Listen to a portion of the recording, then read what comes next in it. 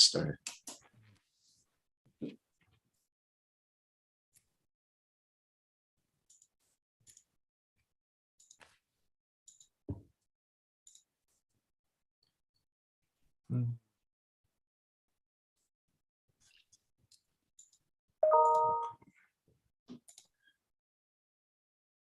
Okay. Thank you. Good evening. I'd like to call this special meeting of the Norwalk Common Council to order. It is Monday, June 6th at 7:35. Mayor Rilling will not be joining us tonight as he is out of town at the U.S. Conference of Mayors. So with that, we'll start. If you please rise and join me in the Pledge of Allegiance.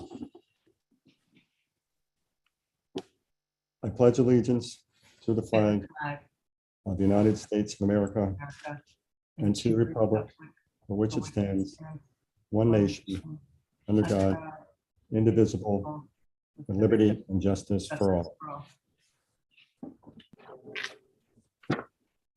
Ms. Dixon, can you call the roll, please? Mr. Burnett, Present. Mr. Goldstein, Present. Ms. Johnson, Present. Ms. Najolski-Eichner, Present. Ms. Smith, Here. Ms. Ayers, Mr. Ubelman, Present. Ms. Revoluz, Here. Ms. Young,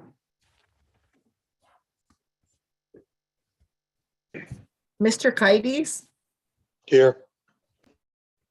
Ms. McMurr, Present. Ms. Alterman, Here.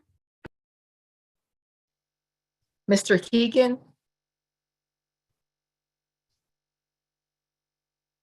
I see you, Mr. Here. Keegan. Mr. Keegan's here.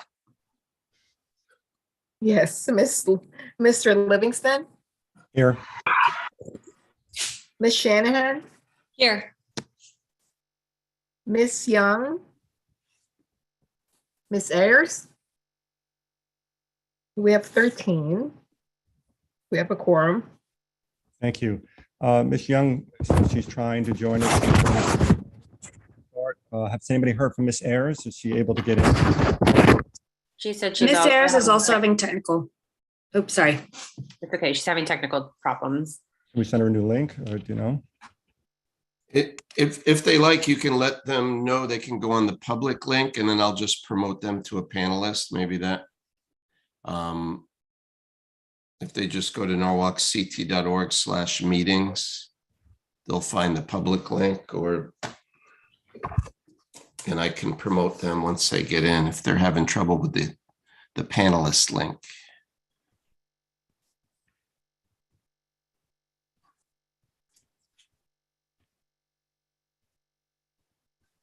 Nora, are you trying to reach her? Okay. We'll give her another minute.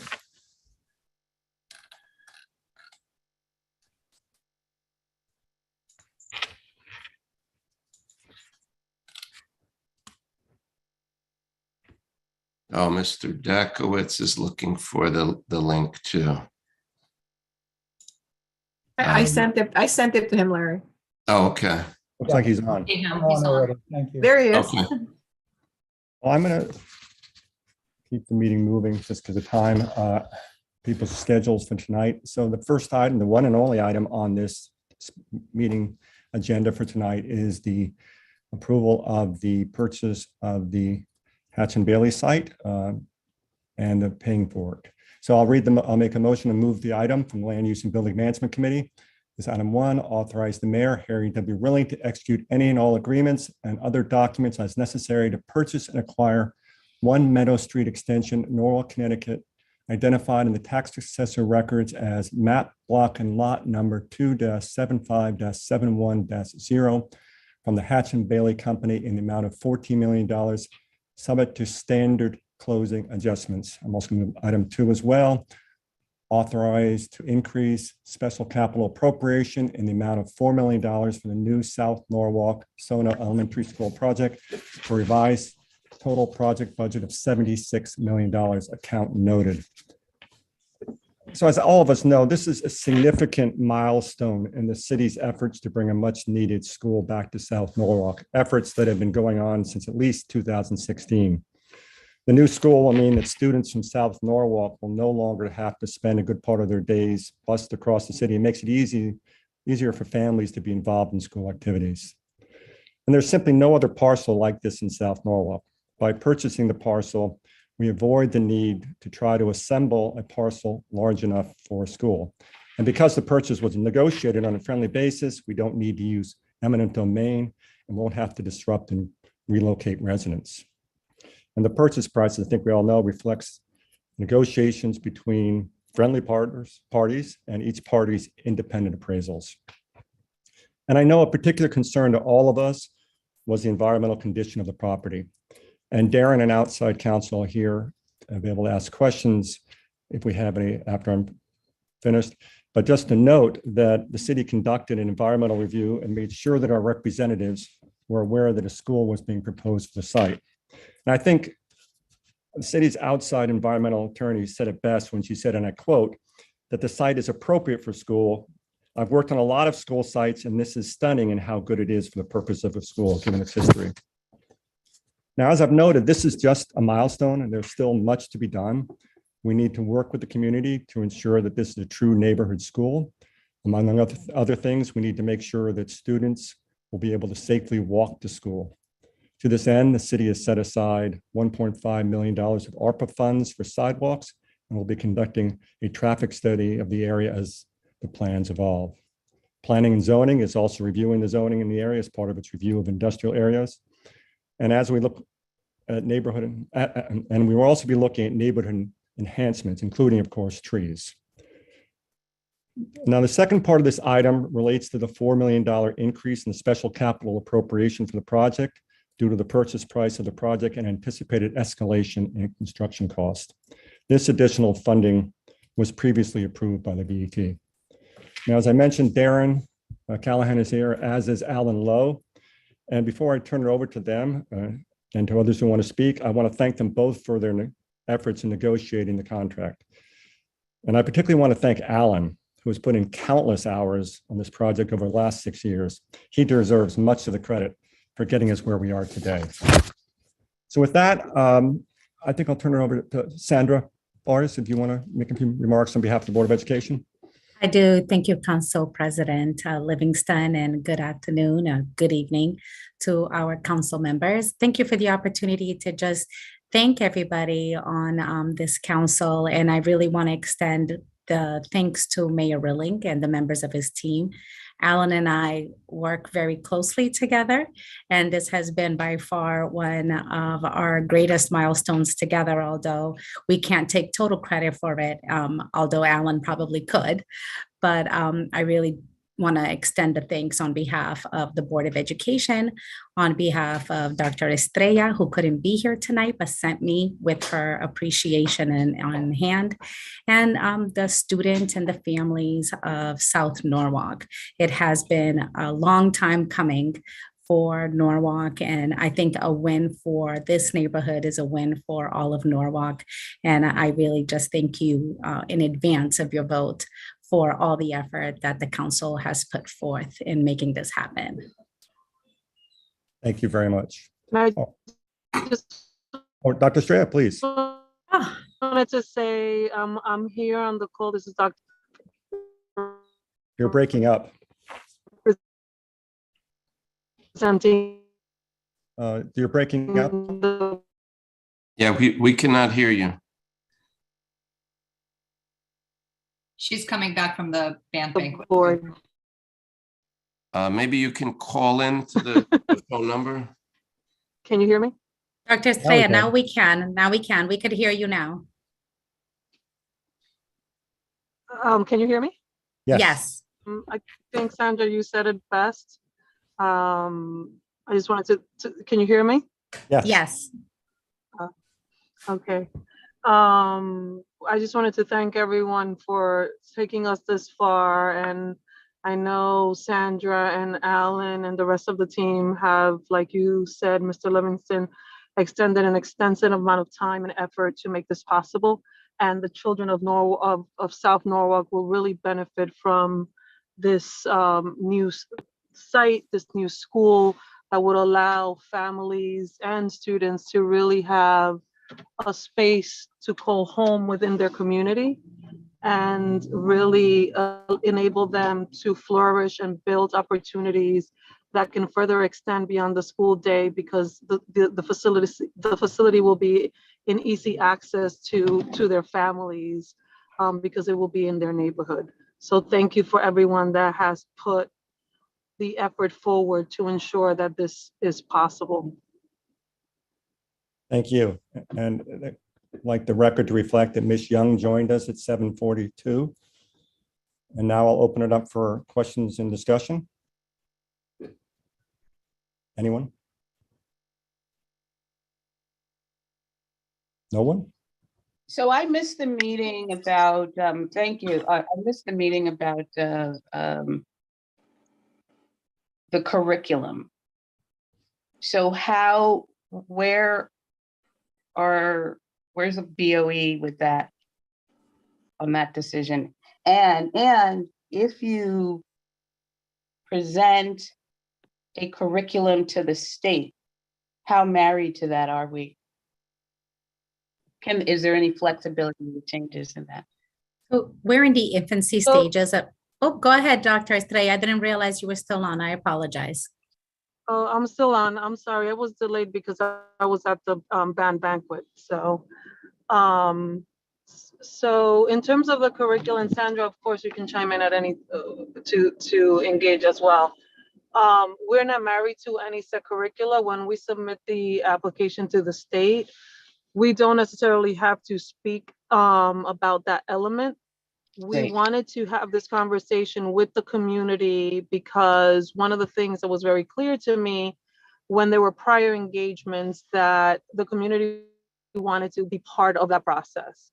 In the last conversation that we had with the community, one of the things that was clear from that conversation was that the community really wanted a school that allowed students to experience different disciplines and not necessarily be married to one theme or approach. So in those conversations, the final the consensus was around looking at a school-wide enrichment model that allows students to have experiences within an array of disciplines. The areas that were highlighted in that particular conversation was ensuring that students had experiences around with social justice, financial literacy, in addition to a number of other disciplines that the community felt was really important, in particular for students in South Norwalk. Sandra, do you want to add anything? No, thank you, Dr. Estrella. You captured it. Can I just add with the emphasis of reading and writing? Absolutely. Well, you were there, Ms. Robles. That's all. You said pretty much what the community stated. Also, I think, and no, not a slander, I just think that the community should know that the school will be based on a lottery. So if you can maybe just, for the preference of saying it for those to hear and why it would be based on a lottery, so our constituents understand. Before you answer that, could you, I just want the record to note that Ms. Ayers joined at 7:45. Go ahead. Okay. So one of the things that we did when we were moving forward with proposing the South Norwalk School is that we had a demographer determine the current enrollment of the district and what would be feasible in terms of approval by the state. Given the total. We're losing you again.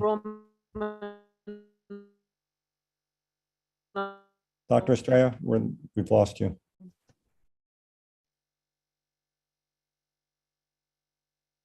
Sandra, can you help? Yeah, I can help. I just was making sure that I wasn't cutting off the superintendent. So I'll explain where the superintendent was, where she left off. So given when District, the size of the school Alex, that would be approved will be a scare me? no, Hello? we lost you the entire time. Did you want me to try to answer? Okay, I'll give it a go again. So given the enrollment of the entire district, the school was approved to be built for a certain capacity. And within that capacity, we actually have more school-aged children in that Sono neighborhood than what the capacity is for the enrollment that's allowed for the facility. We do know that there are going to be some parents that are going to opt for certain magnet programs like the Wolf Pit Arts Magnet and other magnet programs within the district. But for the actual Sono neighborhood school, there will be a lottery, but the lottery is only for Sono families. It's just to make sure that there's a fair process within that neighborhood to access that school. And then the other parent can opt to go to another themed school that may be magnet or actually offer something else that the family may wish to pursue. Thank you for that explanation. I just wanted it from you guys. Thank you. Absolutely. Mr. Cadiz? Thank you. Yeah, I agree. It's very important we have a school in South Norwalk. And also believe it's just as important to have a safe way for our students to come and go from our new school. And that being said, I think this council, and I'm hoping this council during the next budget cycle will allocate additional funding to the infrastructure for this project. And in the interim, come up with a plan to be put into place and ready to go once that funding has been approved. I think we've definitely talked about the safety of the school, and we've also discussed the surrounding area and what we could do better to improve that area for our students. Because like it was said, there's a lot of students that will be using, that live close by, that will be coming into the school. So I think we're all on the same page, and hopefully come the next budget cycle, we'll have that additional funding, like I said, above and beyond what's already been allocated. That's all I just wanted to say. Thank you. Thank you all. And thank you, Alan. Thank you. Any further questions or discussion? Ms. Dazowski-Eichner. Thank you, Mr. Livingston. I just wanted to follow up on a few things that had been said. And one is to say, really how tremendously excited I am about this school and how grateful I am to Alan in particular, but to everyone from the BOE and the city side who's worked on this. And I also wanted to just perhaps see if we could pull out a little bit more on the environmental issues that you had raised, Mr. Livingston, given that there's been a lot of conversation among the council on that topic. And I think at least my huge relief in the outcome of that analysis. And I think that's valuable for the community to hear just how substantial we felt like the analysis was and how successful it was in sort of alleviating some of our concerns about the site. So again, I don't know if Darren, if perhaps you want to speak briefly to that, or Alan, just if I think it'd be helpful for the community to hear a little bit more information on the environmental study and the results thereof. Sure, Alan, would you like me to defer to you or speak on the issue? Oh, yeah, I just want to briefly respond, not briefly, but I just want to respond to that. Since day one, when we started looking at the property, we requested access from the property owner, and we conducted a phase 1 analysis, which is really historic use of the property. And based on that report, we conducted phase 2 environmental evaluation, which considers test sampling of the soil as well as water. We actually drill wells in the ground and extract the water from it, and for lab testing. And all the results that we received, everything is below limit except some kind of natural occurring minerals that was shown to be a little bit higher than what standards are. But again, it's natural occurring. It could be, just the material in the soil kind of thing. It's nothing to do with environmental hazard that was introduced by anybody or any person, any company kind of thing. So overall, the environmental consider this is extremely unusual for industrial property, and it's a very positive results that we got back, and because there's no hazardous material on site, there's no remediation required, there's no removal of any soil off the site. We do have to do a management plan to, when we move the material around the property, it's be managed, and that's basically it. So we also conducted a air quality, particular testing, and then the particle that we collected, it's all below standard limits. So we've done both, again, with soil sampling, water sampling, as well as air sampling.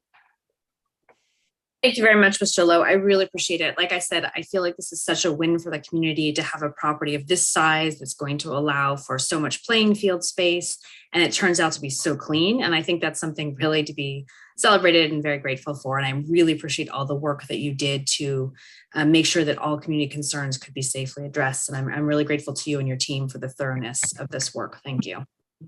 Thank you. Mr. Burnett. Thank you, Chairman Livingston. My question is related to the specific cost of the project. One, if I'm correct, this project will fall under the 60% reimbursement rate because we're going to submit it before the deadline. So that's a huge plus.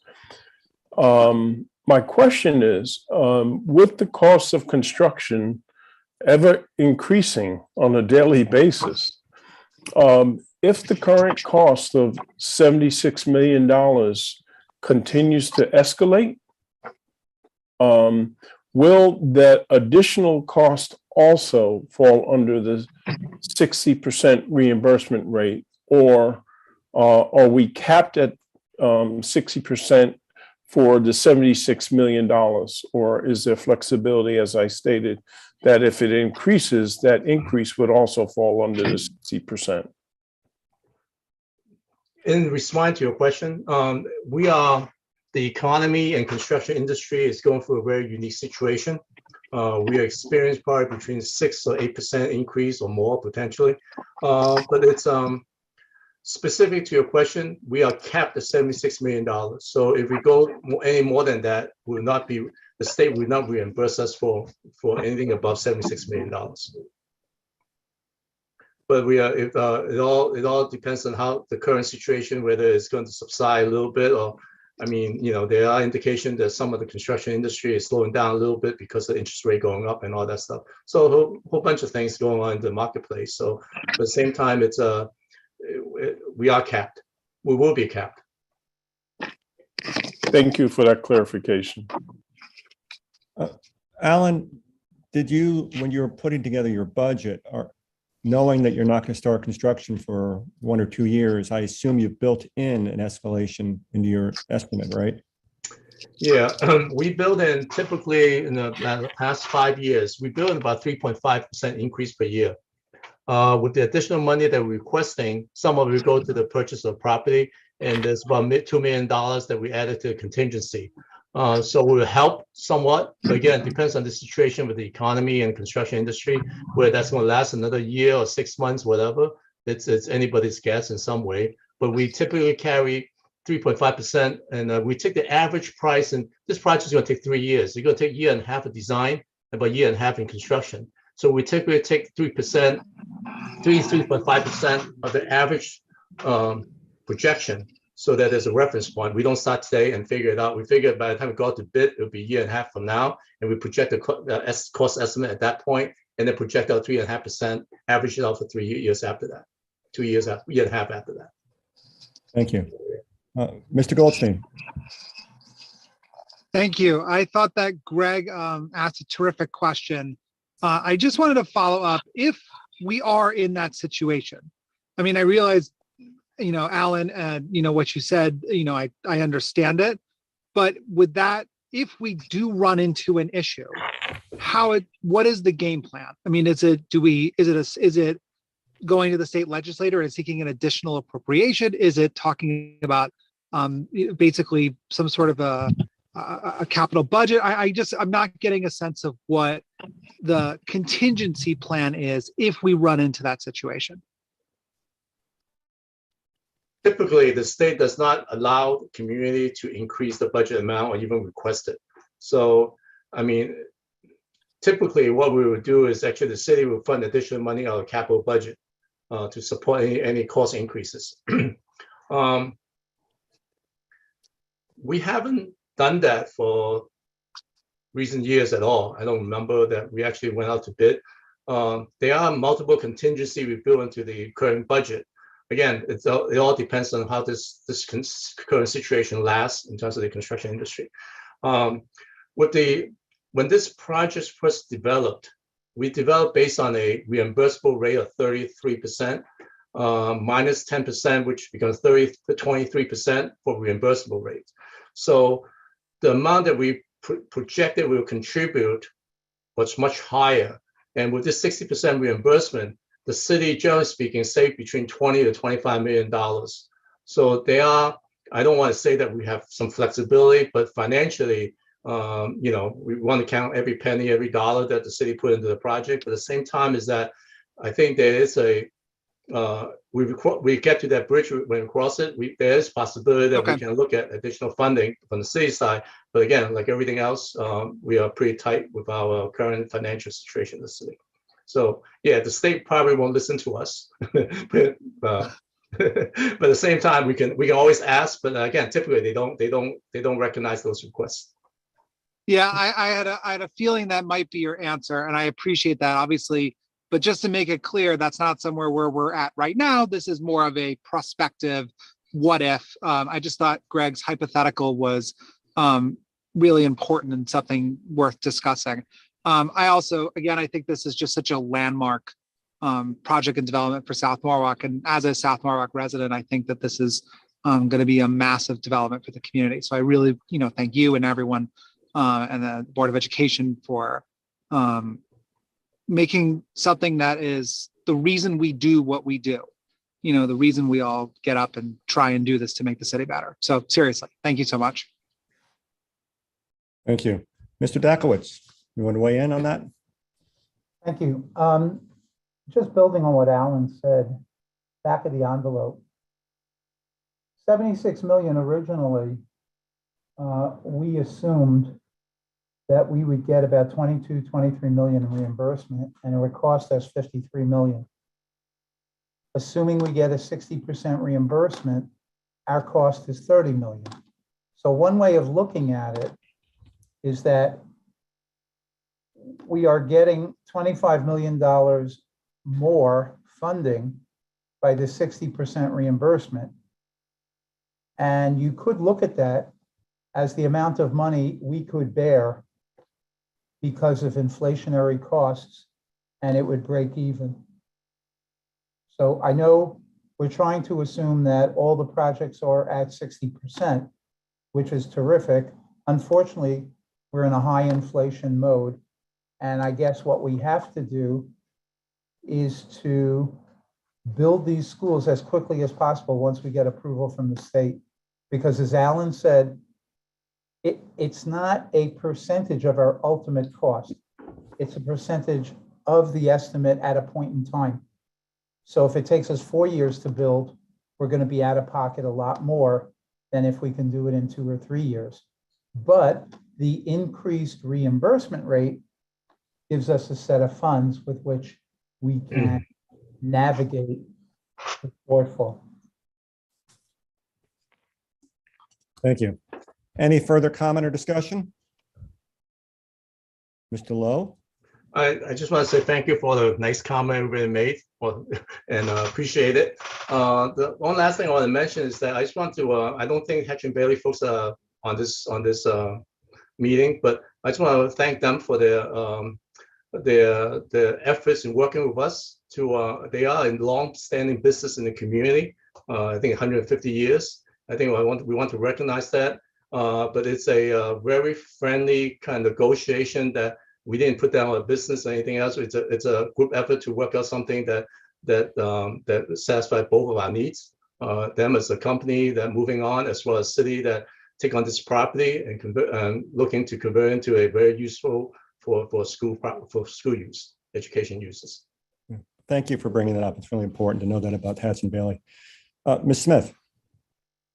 Yes, I have no questions or comments specifically because most of my questions have been answered in prior meetings, those questions and concerns. But I would just like to say this is such an important moment for the city of Norwalk and for the children and families of South Norwalk. You know, as you stated earlier, Mr. Livingston, we have been working on getting this school going for so many years. And Alan, your work has not gone unnoticed. You've been at this working so hard for years and thinking creatively, you know, after we lost that initial site, to find this Hatch and Bailey site and that it was a friendly purchase, will be a friendly purchase because that's what we're doing tonight. It is just a testament to your hard work. The other thing that I want to point out is, you know, we have families and children who live and walk in those neighborhoods now. You know, there are homes and families living on Meadow Street and all around.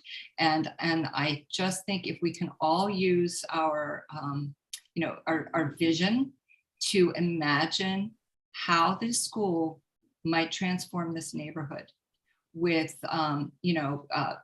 redirecting truck traffic perhaps, or, you know, widening sidewalks, improving sidewalks, safe streets to school, and, you know, planting trees, whatever it is that we can do, we need to do in order to make this, you know, a really substantial community for the city. So I'm thrilled after all these years that we're finally here. Thank you. Any further discussion? Hearing none, I'll ask Ms. Dixon to call for a vote. Mr. Burnett, Absolutely aye. Mr. Goldstein, 100% yes. Ms. Johnson, Definitely yes. Ms. Najilski-Eichner, Enthusiastically, yes. Ms. Smith, Wholeheartedly, yes. Mr. Ubelman, Aye. Ms. Revoluz, Yes. Ms. Young, Yes. Mr. Kaides, Yes. Ms. McMurr, Definitely yes. Ms. Alterman, Absolutely. Mr. Keegan, From the Norwalk High Band Banquet, yes. Mr. Livingston, Yes. Ms. Shanahan. Last but not least, yes. Thank you. So it is It's unanimous. unanimous. No, she forgot about me. Oh my God. Oh, I'm sorry. I didn't see you there. Miss I'm not Ayers. last. Simply, I say yes. Thank you. You're Thank welcome. you. Now it's unanimous. Yeah. Thank you, everyone, for coming out tonight. Thank you. Thank you, unanimous. And thank you, Mr. Lowe, again, once and again, for all your hard work. I have one thing that, go ahead. John. Well, I was going to call for a motion, but if you have one thing, I won't do it yet. No, well, Josh was getting ready to say something, so go ahead. He's on screen. I Go was ahead, just Josh. cheering. You all floor is yours. So, you know, it's taken a long time to get to this point, and I won't belabor the history, but there've been a lot of people in the community who have endured not such nice things during this process that started well before any of us, I think, were on the council, probably not the seasoned leadership, but I know that you were all aware of that. And I think we are at a turning point for our city, and particularly our young children, but it's not going to be easy. And there's a lot of work that needs to be done. there's a lot of equity that needs to be included in this whole process and on what this school looks like in the area. We can talk about it lightly, but it's going to take a lot of effort that will probably extend past our time on the council to make sure that we get it right for the community. And we don't want a new school to gentrify our area. We want the families that are there to be able to live there comfortably and have their children grow and learn in a place that they want to be, and they feel safe and they feel supported by their community, by their family, by the city. And I want to thank Alan Lowe, who is never going to leave City Hall. And if he does, we'll be wheeling him out. I've told him that already. And so he's been around and he's seen it all. And I just thank you for your continued level-headed leadership. And I thank, Tom and all the other council members who've been on for a while and know the history and where we've been with this issue. There's a lot of work to be done. It all sounds nice right now, but there's a lot of work to be done, and we need to be flexible and fluid in how we manage moving forward with this school. But I'm happy that we've taken this ginormous step in the right direction. And there's just a lot more to be done. Thank you. Thank you. Thank you. I And thank you. second my colleague and motion to adjourn. Well, before that, just thank you once again, Darlene, for your wisdom. It's always appreciated. And with that, Ms. Revolus, did you make a motion? Yes, I did, and I second my colleague, Ms. Young. So the motion to adjourn, all in favor? Indicate by raising your hand. Opposed? Abstentions? No. We are now adjourned. Thank you all very much. Enjoy the rest of your evening.